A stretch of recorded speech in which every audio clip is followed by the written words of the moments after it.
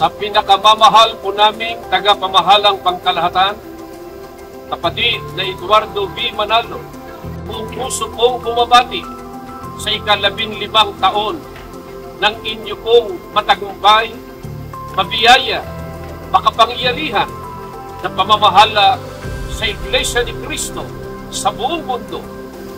Maraming salamat po! Mahal na mahal po namin kayo! Mahal na mahal po namin kayo!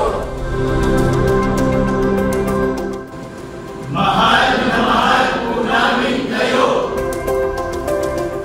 Buong puso po kaming makikipagkaisa at magpapasakop sa pamamahala sa lahat ng aktibidad na kanilang inilunsad sa Iglesia upang patuloy po na mabigyang kasiyahan ang Panginoong Diyos.